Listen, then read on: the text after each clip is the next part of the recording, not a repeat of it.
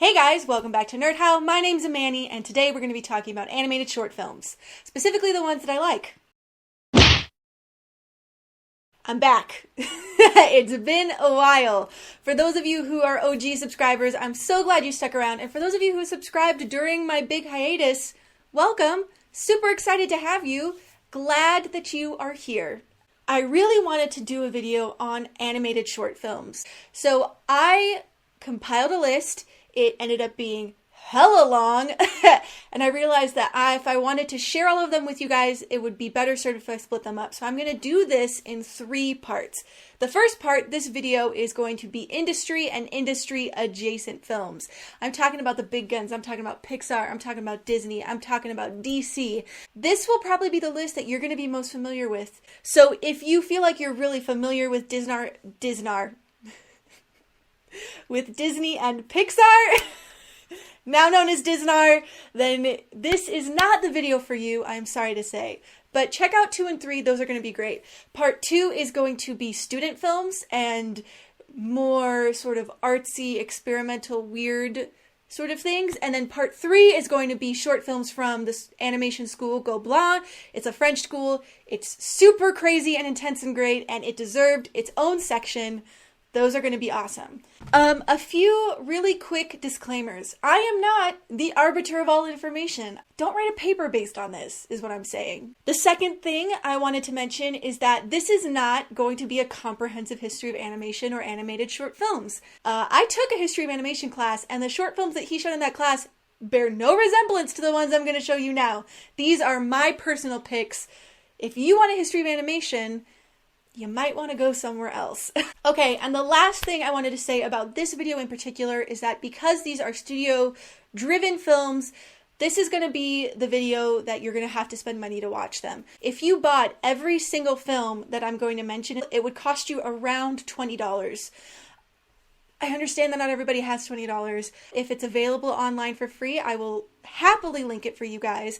Also, everything I'm mentioning is going to be in the links down below. It's going to be a nightmare of linkage down there. Good luck. Good luck. There's going to be a lot of links. I hope that you use them because it's going to take me hours to put them in. Yes.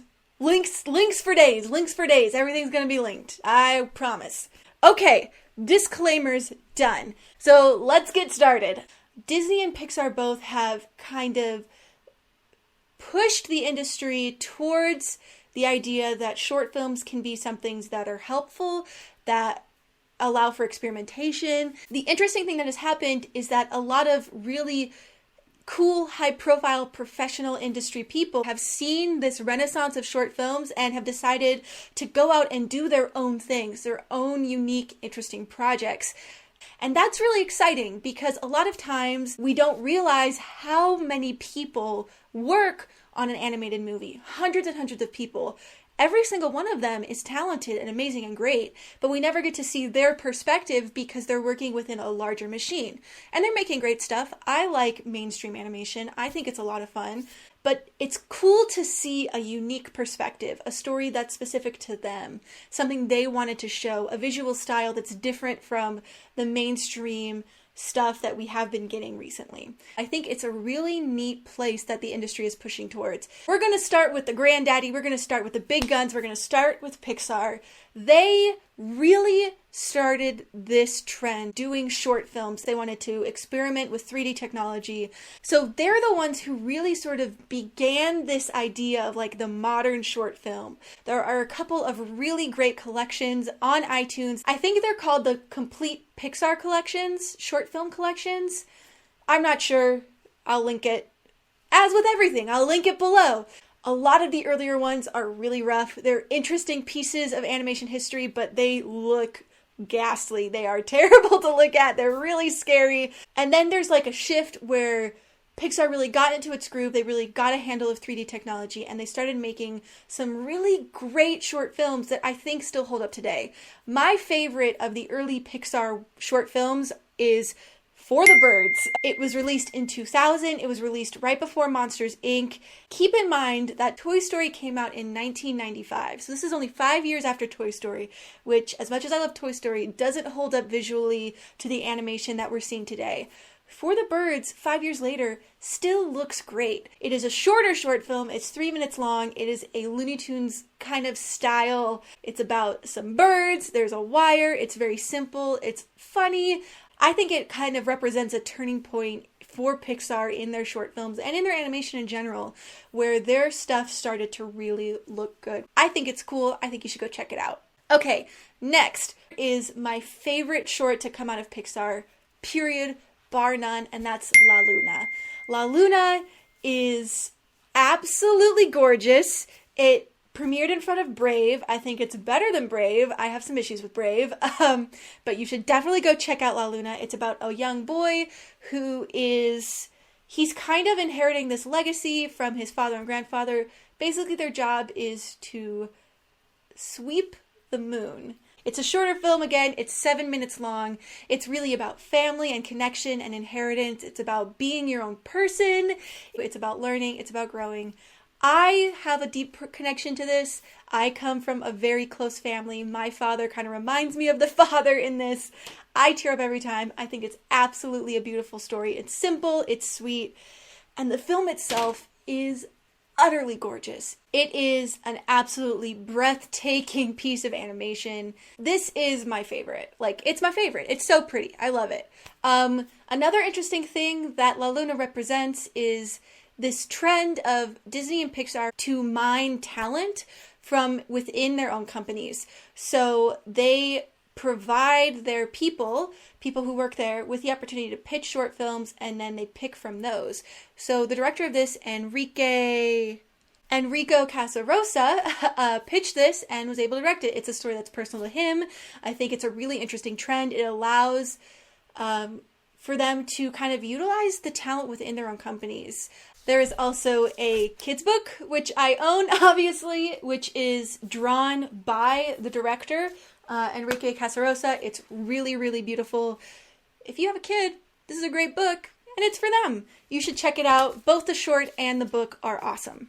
Okay, moving on. This was the last film in the Pixar kind of category, but it is not produced by Pixar. It is a Pixar adjacent project, and that is The Dam Keeper, which is directed by Robert Kondo and Dice Tsutsumi. Both of those people worked at Pixar as art directors on Monsters, Inc. They kind of co-art directed that film, and they made some absolutely gorgeous, gorgeous, gorgeous matte paintings.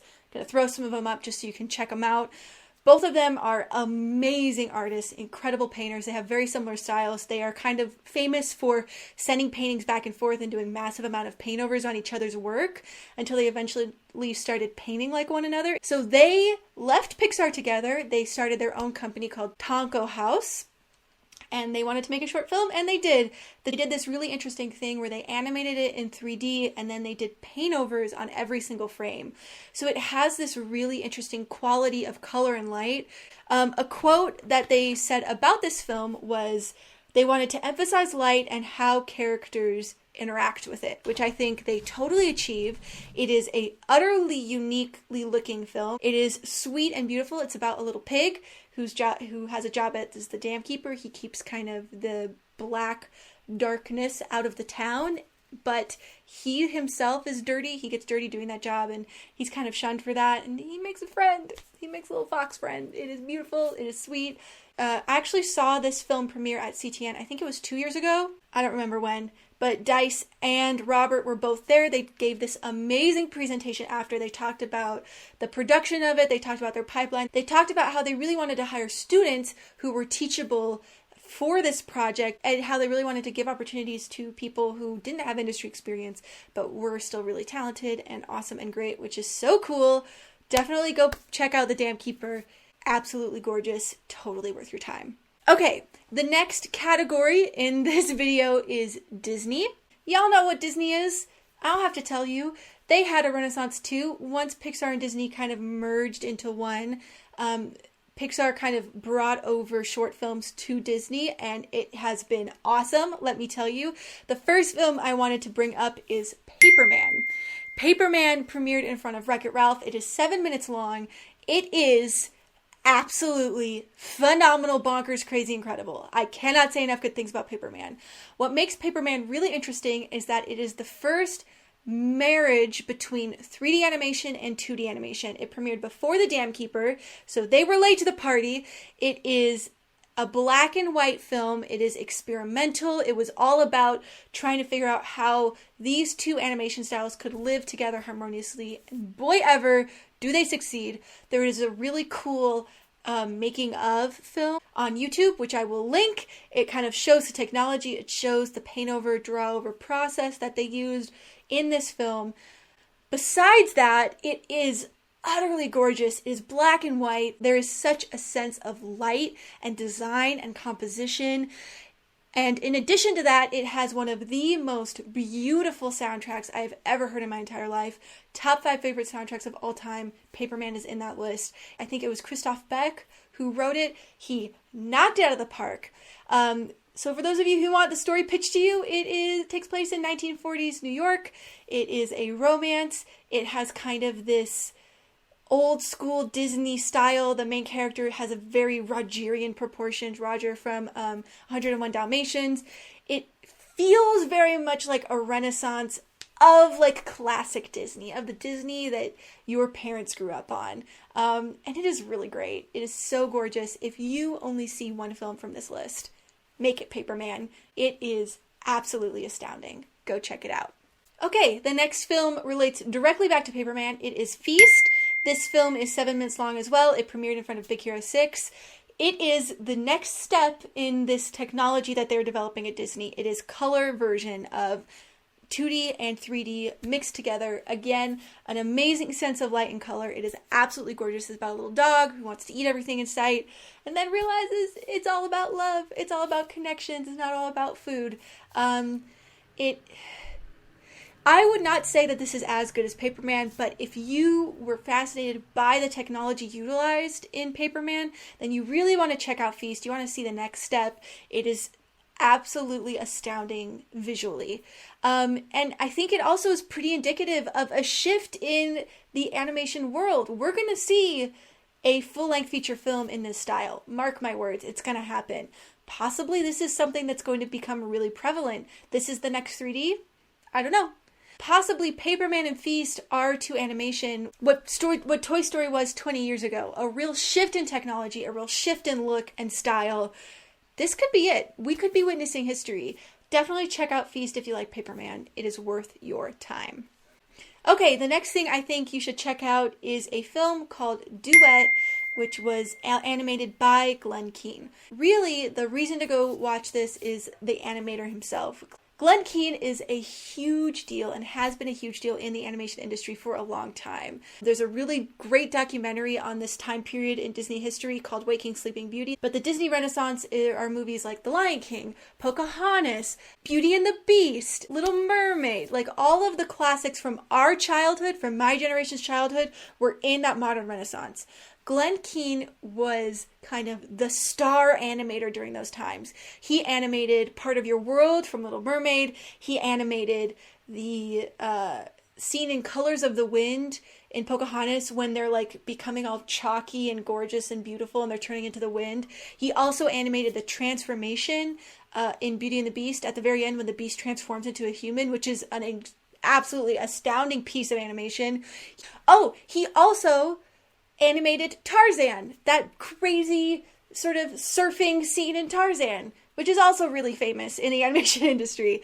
He is a rock star in the animation industry. He is hugely famous in those circles. He is an absolute marvel. And he's been working at Disney for a really long time. So he's a big deal. He's a big name. He's a big deal. Anyway, long story short, Glen Kean left Disney, which was like shocking. Nobody knew what he was going to do with himself. And he left to do this short film. So it's sort of classic Glen Kean style of animation. It's classic Disney. It's very nostalgic. It's very pretty.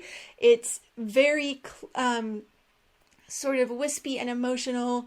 And they did this thing where you can download an app and watch the film and like sort of move your phone around and see the film, like the film's 3D around you. So you can kind of use the phone as like a window to see all the different details and stuff.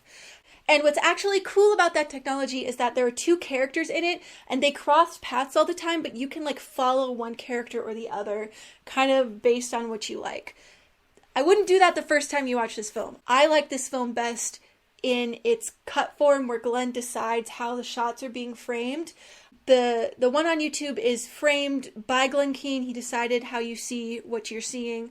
And then after that, if you feel like finding the app and kind of exploring the world that he's drawn, you should totally do that. That's cool too. But just watching the film on YouTube is enough. It is absolutely gorgeous. It is a classic example of Glenn Kean's style of animation. It is really, really cute, really, really pretty. You should definitely go check it out. Wow, that was a lot of history on that film. But it takes context. It's important because of the context. You need to know these things. Okay, moving on. The last film that is also Disney adjacent is called Adam and Dog. It is 15 minutes long. It was directed by Minkyu Lee, who is a concept artist at Disney. He is a character designer. He has worked on Hero 6. He's worked on Wreck-It Ralph, I believe. Let me see if I can find some of his stuff. He's a very talented artist. He's a very talented guy. He directed this film, and this film is completely like within his visual style. The basic gist of it is that it's the story of Adam and Eve told from the perspective of Adam's pet dog. There's nudity. It's about Adam and Eve. If you don't like that, you should move on, because there's a lot of naked people in this in this one. Adam and Dog was a huge sort of collaborative project by a lot of people in the industry, led by Minkyu Lee. It is full of absolutely astounding background paintings, absolutely incredible visuals, really sort of exemplifies why 2D traditional animation is so awesome and great, and why we should still have that, why that shouldn't be lost to us. I highly recommend it. After Paperman, this is the next one you should check out. Number 2 on the list. It is beautiful, beautiful, beautiful. A really good story, really interesting. Not something you were going to see if it wasn't done in a short film format. Okay, so that takes us through the big 2, and the last 3 films are smaller studios you may or may not heard of. The first one that I wanted to mention is called The Fantastic Flying Books of Mr. Morris Lessmore. It is 15 minutes long. It was made by a studio called Moonbot Studios, and it was kind of this audition reel project in partnership with an author called William Joyce. You may recognize him. He's like a middle grade author who works a lot with animation people for whatever reason. This story is about a man who is kind of searching for some purpose, and he wanders on this magical library, and stuff happens. This film is really fascinating. It's a mix of 3D, 2D, and like stop motion animation, like actual physical sets. It has a very unique, whimsical style. It has a really sweet story, really sweet soundtrack. It is kind of something unique and interesting that I don't think you're going to get the opportunity to see very much. So if you are into a little bit weirder stuff, a little bit more experimental stuff, this is a good place to start. It's still very accessible, but it kind of hits that sort of more unique note. Maybe that's the word. Blanking on the word. Like La Luna, there's a book that you can buy if you liked the film. There's also an app, which I haven't checked out, but I've heard is really cool. So if you want more of Mr. Morris Lessmore, then you can have it. Okay, the next film I wanted to mention is called The Tale of Three Brothers. You Potterheads are going to recognize it immediately. It is the story that Hermione narrates in, I think it's Harry Potter and the Deathly Hallows Part 1. I think it's Part 1 that she does this. I don't really like the Harry Potter movies. I think they're really problematic. I think the books are so much better. But this animated short film in the middle of these crazy movies is absolutely astounding. I have no idea how they did it. I went to school for animation for 4 years. I have no idea how they did it. It's gorgeous. It's beautiful. It's this sort of shadow puppet kind of a thing. I'm sure most of you have seen it. It's worth looking at again. The animation in it, the craft, the composition, the style, all breathtaking. It's also free. It's online for free. You should go check it out. Okay, last film. Last film in this video. You're almost done. You made it through. Congratulations. This is a series of short films called Batman of Shanghai. They are 3 one-minute films, so really you should just watch them all together. They're one complete story together. And it is this joint production by DC Nation, I have no idea what that is, and Cartoon Network. They are in the style of like classic anime, so think Cowboy Bebop, think Samurai Champloo. They take place in 1930 Shanghai. If that doesn't make you excited, I don't know what I'm going to do with you. You should probably find another channel. These are so good. After Paperman, after Adam and Dog, watch this. These are so amazing and they're so short. It really shows you that these characters seen through a different lens can be so entertaining and engaging. There's really, really, really cool reimagining stuff going on in these. And they're so short. They take so little of your time. You have to go check them out. You have to. You have to. Well, that's it. We did it. We did it together. We made it through. That was my studio and studio adjacent list of animated short films that you should check out. I hope you enjoyed it. Have you seen these? What are your favorites? Please tell me in the comments down below. What other films by studios are your favorite? What should I be checking out? What have I missed? Let me know. NerdHow is on Tumblr and Twitter. You can go check those out. I'll leave the links. If you want to check out some of my personal art, I will leave the links to my Instagram down there as well. Alright guys, that's it. I hope you enjoyed this video. If you did, please give me a thumbs up. I hope you will subscribe. That's always a good help. Also, if you feel like it, tell your friends. Let them know about NerdHow. We always could use more people in the nerdy family.